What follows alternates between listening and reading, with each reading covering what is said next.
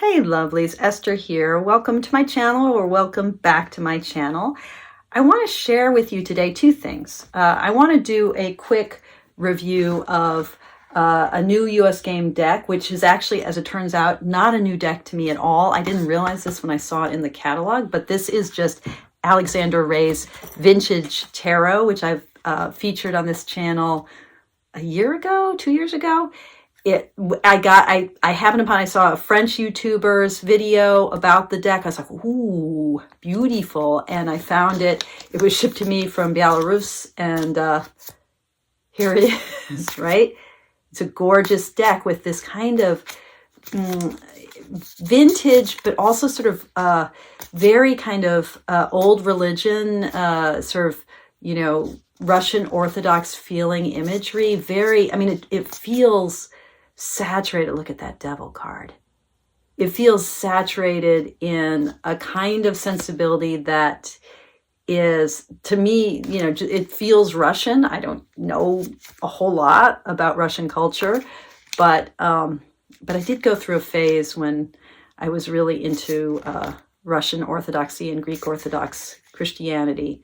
So there's something here that feels powerful and deep and dark and very much like, oh, God the Almighty. Very forceful deck. Beautiful deck. I love this deck. I don't read with it often, but I'm going to read with it today because the other thing I want to do is to share and really test drive a brand new spread of mine. I've been developing these major arcana spreads, these spreads related to iconography in the traditional major arcana cards. So I've got a new judgment spread, a new kind of lovers spread, a choice spread. And I've been sharing these spreads as I've been developing them with my Mindful Tarot community and especially with my Mindful Tarot certificate program people. So I want to debut a new deck, a new spread, test drive a new spread, a spread based on the devil. I'm going to say more about that in a minute, but I'm going to test drive this new spread based on the devil with Alexander Ray's deck. So why am I doing all of these spreads coming from major arcana imagery? You know, this is part of the work that I'm doing in my certificate program with my mentees, with the cohort in that program. And it's also part of the book I'm writing now, my second book with Llewellyn, a book called Tarot Bones, where I'm really saying, you know, let's get down to the bones of tarot and let's use the tarot to teach us how to read the tarot. Tarot Bones will probably come out in 2026. I invite you, if you like the sort of work I do, if you like the way that I think about tarot, I invite you to consider, first of all, joining the Mindful Tarot community, coming to our monthly Zooms, you know, totally free, no obligation, as they say, third Sundays of the month, info down below. But I also especially invite you, if this calls to you in any way, to consider joining my 2024-25 cohort, the next cohort for the Mindful Tarot certificate program, where we will be working with these bones of tarot, where I will be mentoring folks really individually and closely as you develop your foundational understanding of what the tarot is for you, what it is in your spiritual practice, and how it might enliven maybe the work that you do out in the world or the next step of your journey, whatever that step might be. More info below. Okay, let me come back to Alexander Ray's deck. So US Games has now produced a English language copy of this deck under the name Old Style Tarot. And it's beautiful. I mean, the deck that I got was beautiful too. And this version is almost the same. Like the cardstock is, can I even tell the difference between the two? It's that sort of, maybe it's slightly more matte in the US Games version, but it's that slightly, get apples to apples here, that slightly semi-gloss. Maybe the original is slightly beefier, but you know, this is US Games classic, nicely springy, snappy cardstock that has a slight gloss to it. So The US Games version is almost identical, obviously in English, not in Cyrillic. It's slightly bigger. The cards are slightly bigger. So that means that there's slightly more detail. I also think that US Games has done two things with the images. They have maybe sharpened it a little bit. They've definitely enlarged the images because the cards are themselves slightly bigger. But they've also, this is the original, the Russian version of it. The tones are warmer. US Games is a little bit cooler. This is really personal preference. Does it make a huge difference? I don't think it doesn't make a difference at all. I tend toward warm tones. I really like the more sepia version, but I like the larger format. The guidebook, I don't really ever talk much about guidebooks. Apologies for that. The binding's okay. I mean, I really hate these glued bindings in terms of readability, but it's not too chunky, so it's easy to read the guidebook. And there's also good information on each card. This is very Waite-Smith deck. Very Waite-Smith, but influenced by the sort of kind of old world and very kind of Russian Orthodox sort of religious sensibility. The meanings, as they're given here, both upright, reversed, plus cards advice, and then the warning, and a quick answer. Very serviceable. I don't dive into these meanings very often, but I think if you were in a place where you're like starting out your tarot journey, this wouldn't be a bad early deck to get. And if you're further along in your tarot journey, you don't need this guidebook anyway. Let's talk a little bit about the cards, and then let me dive into my new Devil spread reading. So, you'll see, like, can you get the whiff that I get? Like, it's not just old school or old style. It really has a kind of, I feel like it has an old religion, like a Russian Orthodox kind of feel to it. It feels very Slavic, very 19th century Slavic. And it's beautiful. And just the detail and the delicacy of it. It feels like an instant classic, I mean, this feels like a kind of Desert Father or something. It feels very Orthodox to me, if that means anything to you. I love this Justice.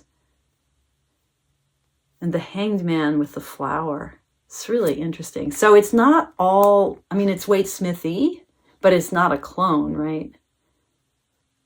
The Promised Land in the background. I love this Devil. He feels almost like sort of 1930s kind of Art Deco, a little bit fascistic. I don't know why I see that, but I see sort of like, this Devil. He doesn't feel medieval. He feels like a little bit Third Reichy to me, very Aryan. I don't know. That may be a completely random association. And then look at the tower. I mean, house of God, God's house for sure, right? If we had any questions. So there's a way in which the Almighty is present in this deck. And that's a very charming sun card, isn't it? A little bit of that Marseille imagery of the twins.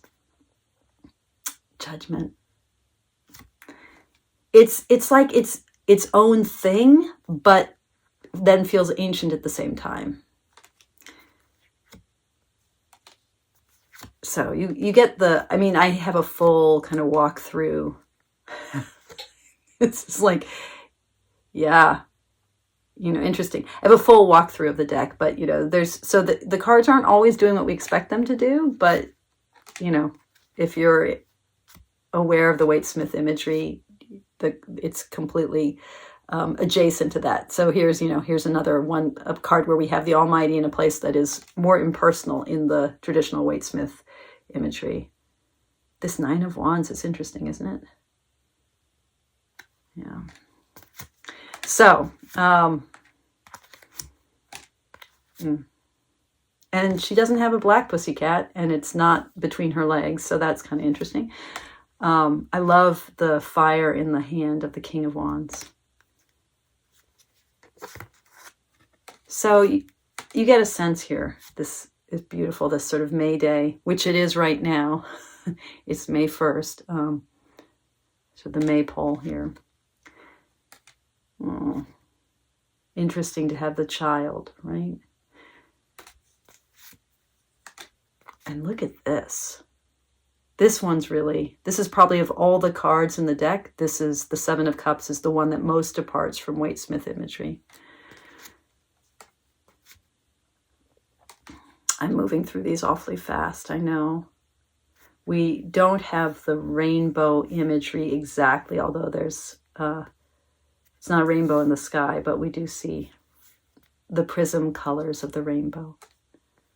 This is with the, makes more sense to have a fish when you have a whole fountain, but still. So it has kind of a more religious flavor to it, I guess I would say, a more old school, old world, old religion flavor to it. Just gorgeous.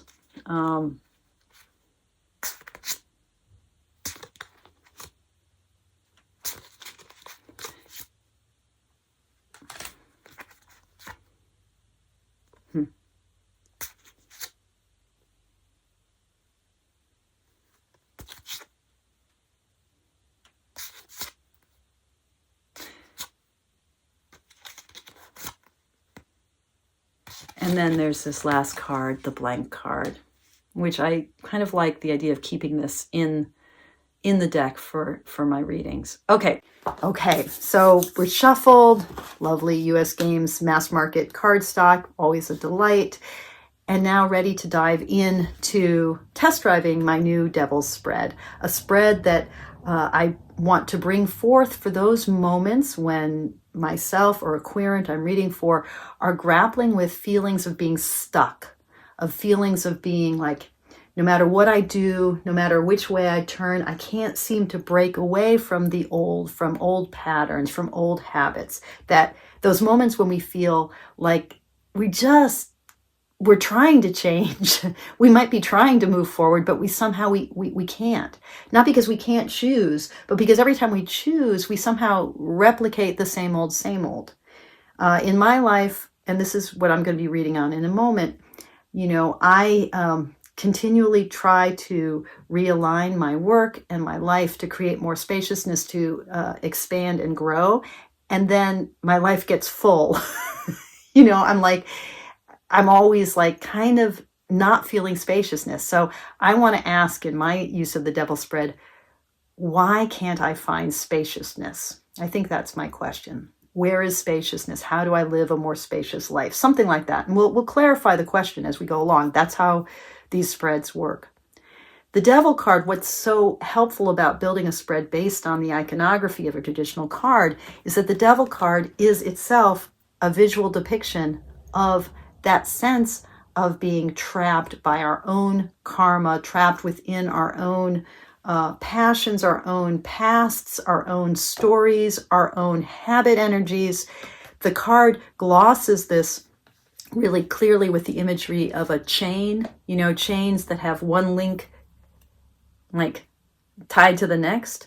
That's what our life feels like in this kind of devil moment, these devil periods where we feel like, one action somehow leads to the next, it leads to the next, leads to the next. We feel like we're calling the shots all along the way, and yet we end up back where we started without having moved forward. It's like that classic situation of you break up with your romantic partner because of all the difficulties. You find someone who's nothing like that partner at all. And then 6 months, a year, 2 years into that relationship, you realize, oh my God, it's the same person. Different dance or different tune, same dance, right? How is it that we keep repeating old patterns? The Devil card is a card about repeating old patterns, which is why it's often a card that's used to denote addiction. So the chain is really important.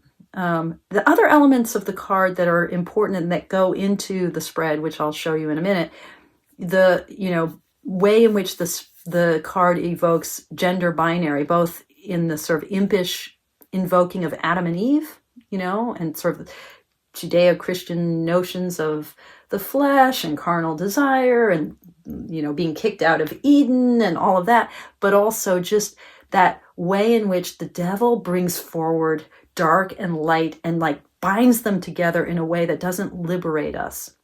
In early modern or late medieval imagery for the devil card, we saw this gender binary collapsed into the figure of the devil, him, themself. So the devil is a non-binary figure in medieval and early modern imagery. So the classic Marseille image, I'll drop it right here, where you have, a figure with female breasts and male genitalia. Like, this is like, oh my God, the devil, he's both and, they're both and, neither nor, right? But that's the thing about the devil, is that like we can't sort out things that are in competition or in conflict. The conflict seems to like the ends keep collapsing toward the middle. And that is expressed in this chain that ties together male and female, the two sides of that dichotomy. The other elements of this card that play into my spread is the upraised hand and then the lowered torch.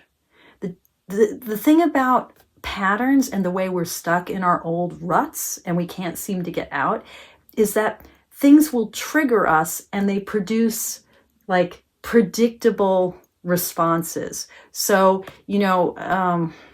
we get sort of lit by something in our world, and it gets raised up like this hand raised up. So, a silly example for me is, I would like to be more generous, more open-hearted with my husband, and yet I'm, always on the run, always doing stuff.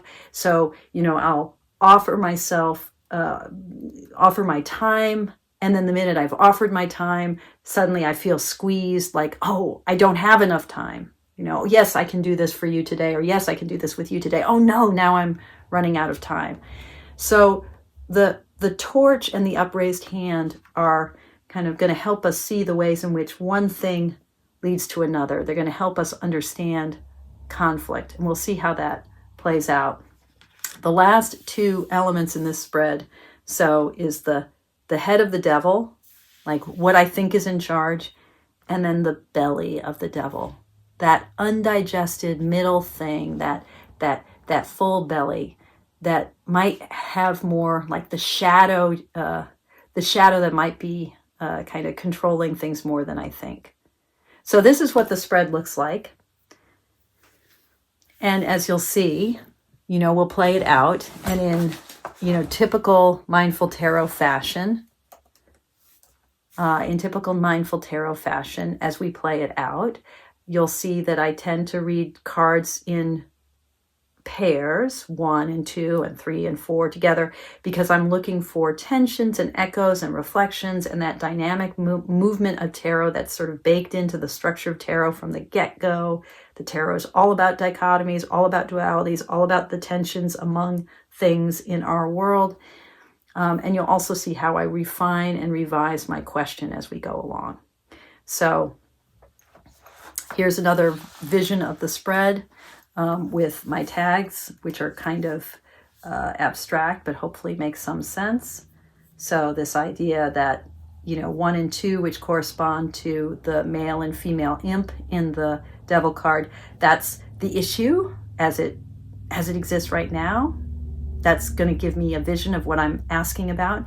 3, the chain. So what, if the issue has these two sides to it, or this tension in it, what binds those sides together, or sort of clarifying of what the issue is, what makes it so solid.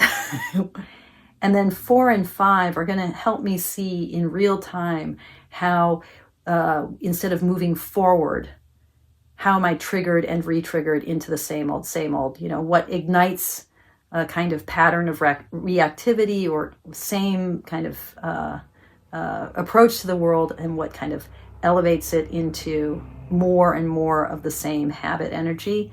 6, the boss, that's the head of the devil, what I think is calling the shots. And 7, the belly, that undigested part of this puzzle that might actually be sort of the unconscious that is driving things more and more. Okay, that's a lot of words. Let's get to a reading. So the question that I'm bringing to Alexander Ray's, either Vintage Tarot, if you go with the old name, or Old Style Tarot, which is US Games' translated name.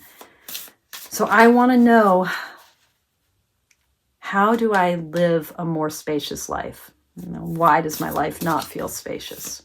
So I'm going to pull 2 cards to kind of get to the issue. 1 and 2. And you can pull however you like. I kind of like shuffling in between pulls, but this was card 1, the 5 of Swords, and card 2, the 5 of Pentacles. Ooh, some big 5 energy here. So the 5 of Swords, this sense of this, this zero-sum game, this conflictual relation to reality. It's like, the example I used is really telling, like this example of my relating to my husband and him, me wanting to be generous and giving my time and my energy and my attention, but then having 1,000 things on the plate. So if I give him my energy, then I lose something. That kind of conflict where what I put into the world is somehow taken away from me, or if I yield on this topic, then I've lost something. So that conflictual relation to reality, but just conflict in general and embattlement and this 5 energy, 5s, everything's always so freaking at stake with the 5 cards, right? 5 cards are these pivotal cards. So we've got the 5 of Swords and the 5 of Pentacles, maybe the 2 saddest of the 5, well, no, all the 5 cards in the Minor Arcana are kind of sad and stressful. But this scarcity in zero-sum game, like I can't win, but I have to fight. So that's the issue. That's the place of feeling stuck, that 5 energy. Yeah, that really resonates. So scarcity, zero-sum game. If I lose, you win. If you win, I lose. And then the scarcity, the poverty consciousness of the 5 of Pentacles. So now I'm going to pick the 3rd card, which is like, what keeps these bound together? Like, why does that 5 energy have such a hold on me? What's the logic that underlies this pattern?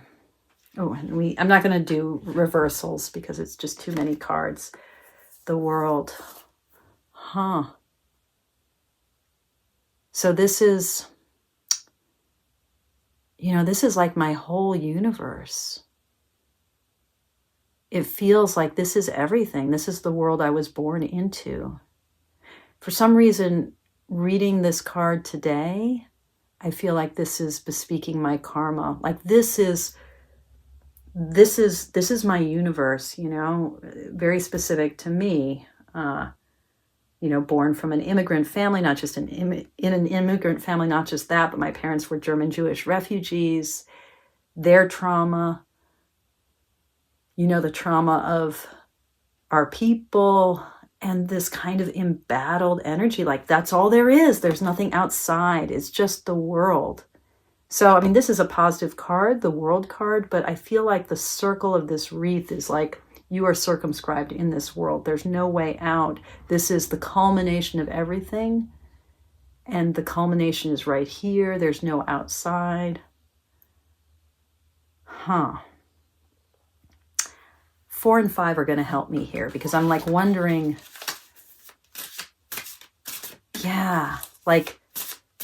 this is making me think that the way I'm stuck and the way it's hard to feel spacious, the 5-ness of that stuckness, which feels like there's no outside. Like, how do I step outside of this world?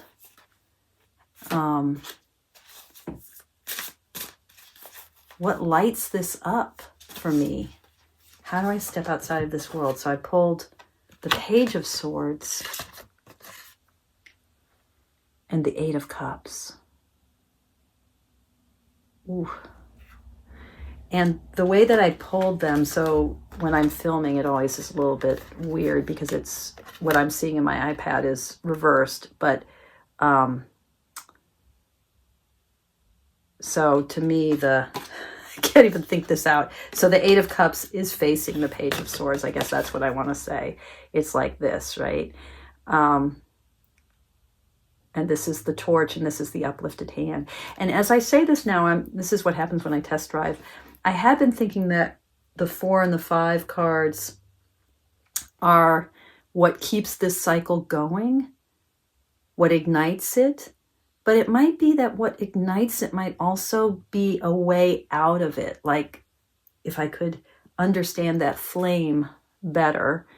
And the upraised hand of the devil, which is a lot like the hand of the Hierophant in the 5th major arcana. So the devil is the 15th. The 5th, the Hierophant, his raised hand is sort of a demonically inverted version here with the devil.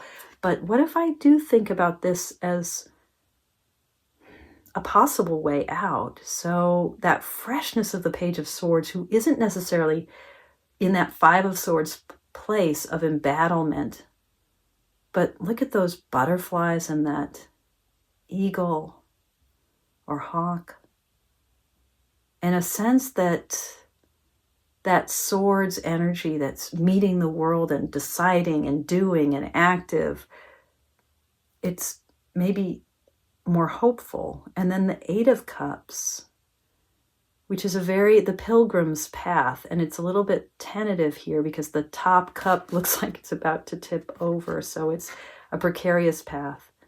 But there might be a possibility of moving beyond.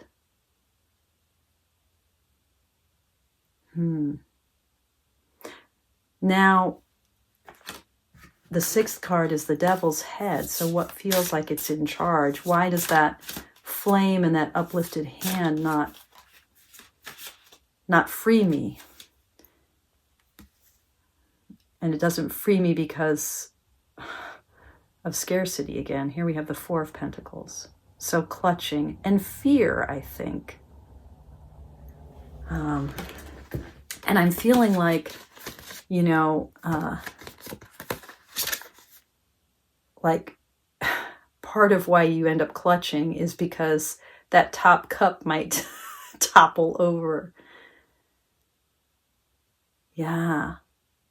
So a lot of scarcity, a lot of clutching, the possibility of moving beyond with the 8 of Cups or the freshness of the Page of Swords, which can also be a card of a lot of vigilance. The Page of Swords can have that feeling of vigilance, but it has that kind of fresh energy too as a page.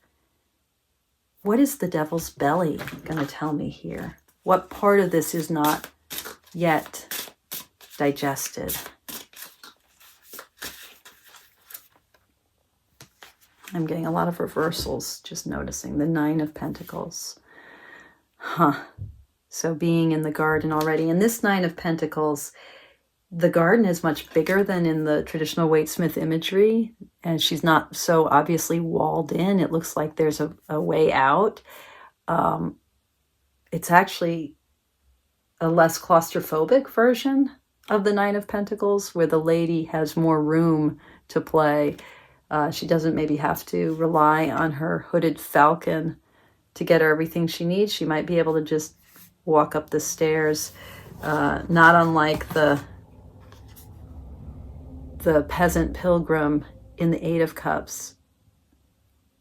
She could walk up the stairs and ascend the mountain that way, but from a standpoint of wealth and comfort.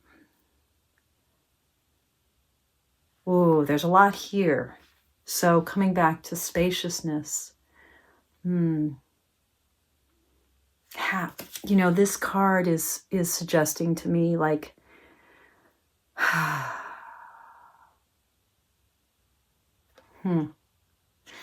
Like you have everything you need, but things keep feeling precarious.